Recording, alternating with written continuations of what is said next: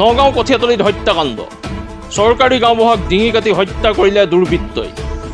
নগাঁও জিলাৰ কঠীয়াতলীৰ দৈনিক বজাৰৰ এখন দোকানৰ সন্মুখত এই হত্যাকাণ্ডৰ সংঘটিত হৈছে।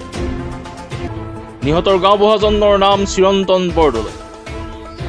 নামবৰ লালুং গাঁৱৰ গাঁওবুঢ়া আছিল চিৰন্তন বৰদলৈ। কোনো দুৰ্বৃত্তই দাৰে ঘপিয়াই গাঁওবুঢ়াজনৰ ডিঙি কাটি পেলাই থৈ গৈছে।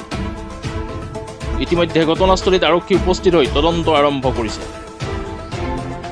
পুনৰবাৰ জনাইছো, নগাঁও কঠীয়াতলীত ভয়ংকৰ হত্যাকাণ্ড।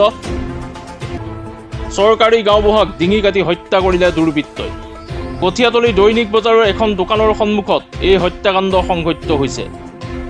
নিহত গাঁওবুঢ়াজনৰ নাম চিৰন্তন বৰদলৈ। চিৰন্তন বৰদলৈ নামবৰ লালুং গাঁৱৰ গাঁওবুঢ়া আছিল বুলি জানিব পৰা গৈছে। কোনো দুৰ্বৃত্তই দাৰে ঘপিয়াই গাঁওবুঢ়াজনৰ ডিঙি কাটি পেলাই থৈ গৈছে।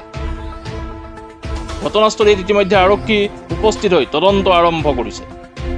চাওক, we have arrested the accused, we have seized the weapon of offense. Our crime scene officer had already examined the thick and thin of the nature of the crime. Our DSP Provincial Sandipan Garg is leading the team. OC, our Kachatoli, Kampur, they are doing the job, and I hope they will or we will bring or send him to the gallows. কম পাৰোঁ পিছত যিটো আমাৰ ADCSP প্ৰাইমে আপোনাক খালি bike এটা দিব আৰু এটা প্ৰেছ কনফাৰেঞ্চ পাতিম আপোনালোকে।